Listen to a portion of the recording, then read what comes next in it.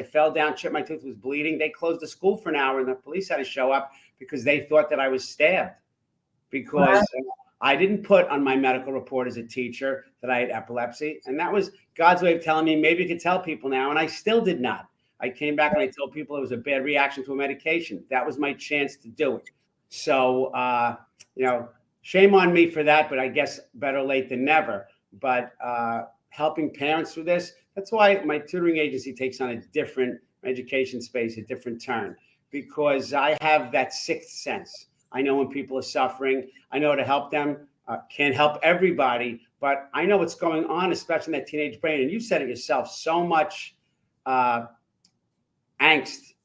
hormones as a teenager, moving on 3 weeks' notice.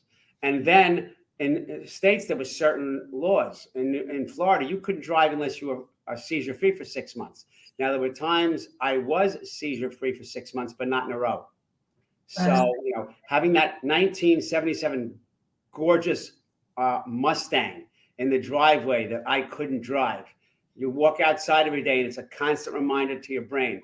Very difficult. Had there been a book like this or somebody I knew like me or the internet and blogs and things I could do to research it, or for my parents. I mean, when I was about to hit the post button to say the book was out, my wife came down and she said, "You've been staring at the screen for 30 minutes. What are you doing?" I said, "Nobody knows I have this." When I hit the button, 1,000 people are going to know I had relatives. My aunt called me. "Oh, Mark, you're such a great fiction writer. Who knew?" I said, "This isn't fiction." She said, "What do you mean it's not fiction? You don't have epilepsy." I said, "Yes, I do." My father, her brother, never told her because it was poo-pooed then. And quite honestly, it was seen by a weakness by people. And, to have almost 40 years, have you realize that your strength is not easy, but at least we got here. But I think often, life only really makes sense in the rearview mirror. It's only when we look back that we can go, okay, so that's why that happened and that happened. And that's why these bits came together. And I think,